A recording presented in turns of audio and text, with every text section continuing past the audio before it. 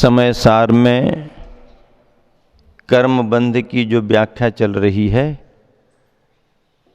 उसके प्रत्यय यानी कारण बतलाए जा रहे हैं। एक साथ 5 गाथाएं आचार्य प्रवर कुंद स्वामी ने दी हैं पंचकम करके। उन 5 गाथाओं को एक साथ पढ़ते हैं, फिर उनकी व्याख्या करेंगे।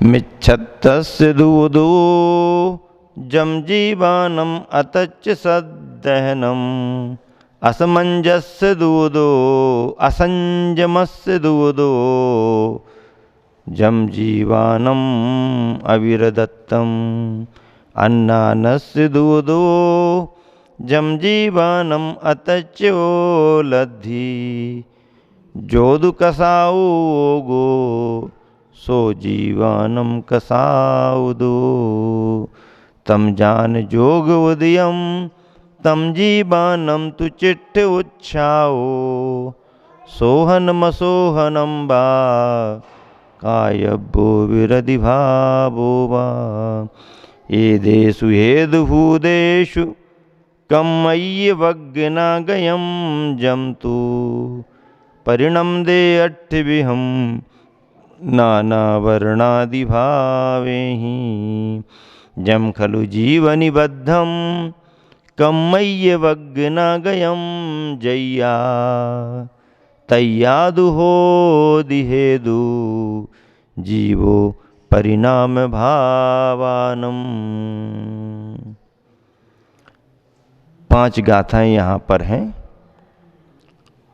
और कर्म बंध में जो प्रत्यय यानी कारण बनते हैं उनकी चर्चा यहाँ पर की जा रही है। अतत्व का श्रद्धान एक कारण है, असंयम एक कारण है,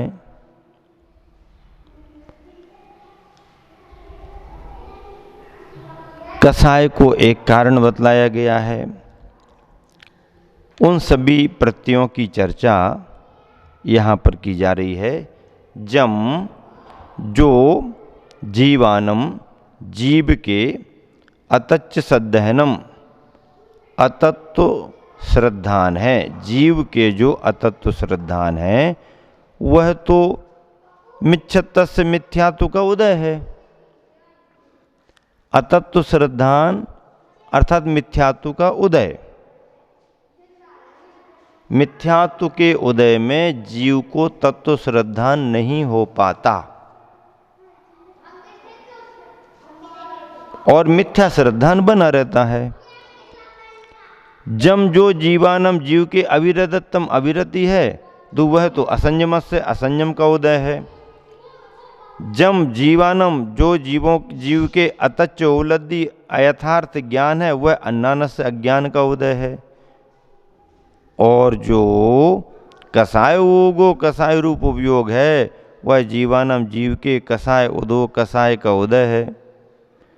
तथा जीवानम जीवों के जम जो सोहनम सोहनम व शुभ रूप या अशुरूप कायब्बो विरधि भावो व प्रवृत्ति अथवा निर्वृत्ति रूप निश्चिट्ठोच्छाओ मन वचन काय की व्यापार में उत्साह है, तम उसे जोग उदयम योग का उदय जानो। ए देशु हेतु भूदेशु इन मिथ्यात्व आदि उदयों के हेतुभूत होने पर, अब देखो मिथ्यात्व आदि उदयों के मिथ्यात्व आदि उदयों के हेतुभूत होने पर मिथ्यात्व 1, अज्ञान 2, अविरति 3, कसाय 4, योग 5 हो गए ना। मिथ्या अविरति प्रमाद कसाय योगः, इसमें अज्ञान ले लिया। इस तरह से उपायों के हेतुतन कम्मय्य वग्नागयम कार्मन वर्गनाओं के रूप में आया हुआ जमतु जो पुद्गल द्रव्य है वह नाना वर्णादि भावे ही ज्ञानावरण आदि द्रव्य कर्म के रूप में अट्ठविहम 8 प्रकार परिणम दे परिणमन करता है।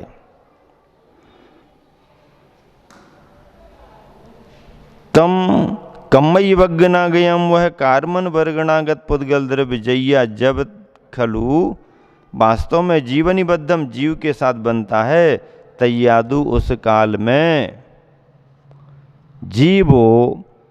जीव परिणाम भावानम अपने अज्ञानमय परिणाम स्वरूप भावे, अपने अज्ञानमय परिणाम स्वरूप भावों का हेतु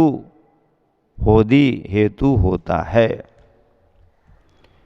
एक एक बात को समझना बहुत जरूरी है। जीव के जो अतत्व श्रद्धान है उसको तो मिथ्यात्व कहा। मिथ्यात्व शब्द जो आया है उसकी परिभाषा क्या बनी?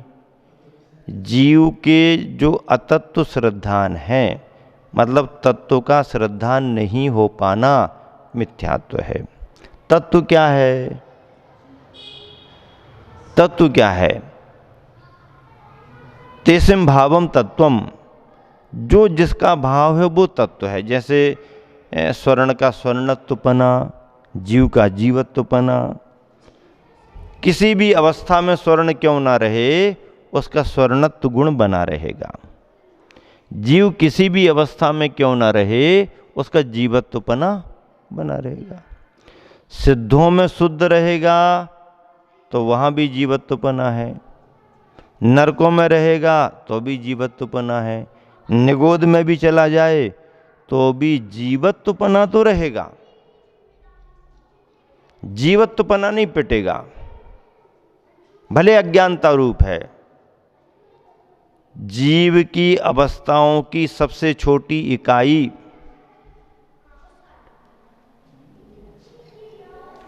निगोद में है।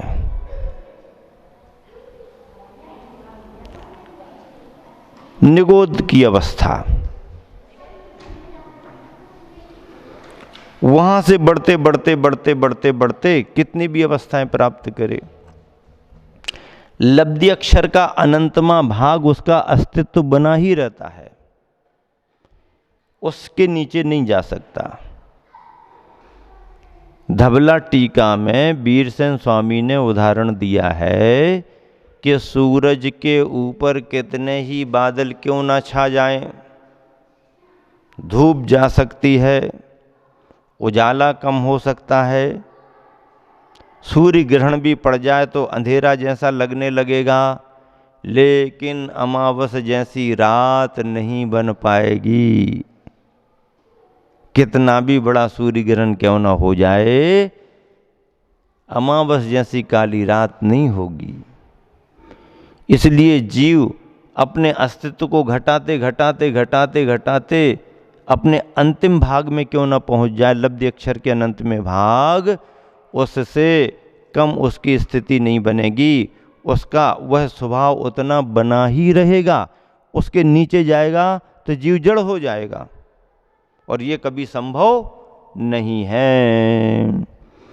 तो इस तरह से अब ऐसे तत्व पर श्रद्धान करना, मैं जीव रूप हूँ, ज्ञान दर्शन स्वभावी हूँ, स्पर्श रसगंध वर्ण हमारा स्वभाव नहीं है, आदि आदि, ये तत्व का श्रद्धान है। जीव पर विश्वास करें, श्रद्धान करें, अजीव पर आसरो बंध संबंध निर्जरा मोक्ष सभी तत्वों पर श्रद्धान करें। तत्व पर, उनके भावों पर, उनके अर्थों पर श्रद्धान करें। ये तत्वार श्रद्धानम सम्यक दर्शनम। अच्छा, अविरति जो है वह असंयम का उदय है। असंयम के उदय में अविरति होती ही है। व्रतों को ग्रहण करने की भावना नहीं होगी। अनंतानुबंधी कसाय का तीव्रोदय चल रहा है तो वह सम्यक दर्शन को धारण नहीं कर सकता, और अप्रत्याख्यान कसाय का तीव्रोदय चल रहा है तो वह देश व्रतों को भी धारण नहीं कर सकता। प्रत्याख्यान कसाय का तीव्रोदय चल रहा है तो महाव्रतों को धारण नहीं कर सकता। ऐसा है। तो अविरति की जो अवस्था है असंयम के उदय की है। अतच्चोपलब्धि अयथार्थ ज्ञान जो है वह अन्नानस अज्ञान का उदय है।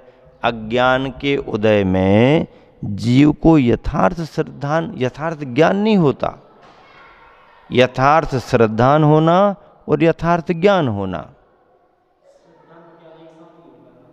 होता है, लेकिन व्याख्या करना पड़ती है, तब तो सम्यक दर्शन, सम्यक ज्ञान, सम्यक चार्य 3 रतन बनते हैं। तो मिथ्या तो श्रद्धान को बाधित करता है, अज्ञान हमारे ज्ञान को बाधित करता है, असंयम हमारे चारित्र को बाधित करता है। ऐसा अज्ञान के उदय में अयथार्थ ज्ञान होता रहता है।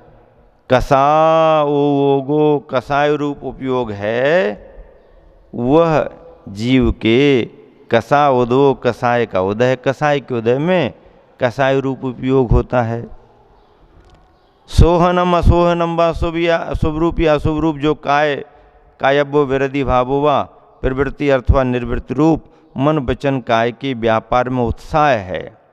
शुभ रूप अशुभ रूप प्रवृत्ति अथवा निर्वृत्ति रूप मन वचन काय के व्यापार में उत्साह है, वह योग का उदय है। योग में प्रवृत्ति करेंगे और योग से निर्वृत्ति करेंगे। योग में शुभ और अशुभ भी होंगे। काय वांग मनः कर्म योगः सा आश्रवः शुभस्य पुण्यस्य अशुभस्य पापस्य। शुभ से पुण्य और अशुभ से पाप। योग का उदय जानो।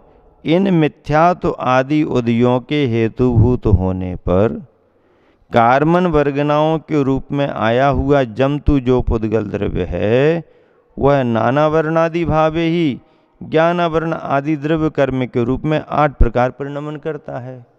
इनके द्वारा, इन प्रत्ययों के द्वारा मिथ्यात्व, अज्ञान, असंयम, कसाय और योग रूप इन 5 प्रत्ययों के द्वारा जो पुद्गल द्रव्य कर्म बन करके आता है, वह ज्ञानावरणादि 8 प्रकार से बट जाता है, बंटवारा हो जाता है। वह कार्मन वर्गणागत पुद्गल द्रव्य जब वास्तव में जीव के साथ बंधता है, उस काल में जीव अपने अज्ञानमय परिणाम स्वरूप भावों का हेतु होता है, अज्ञान रूप। अब इनमें ढलेगा और उसमें प्रवृत्ति करेगा तो अज्ञान रूप परिणाम होगा उसका। सारांश, जीवों के जो अतत्व रूप श्रद्धान होता है वह मिथ्यात्व का उदय है। उन जीवों के जो त्याग भाव का अभाव है असंयम का उदय है। इसी प्रकार उनका जो स्वरूप का अन्यथा जानना है अज्ञान का उदय है, तथा जो जीव के उपयोग का मैलापन है वह कसाय का उदय है।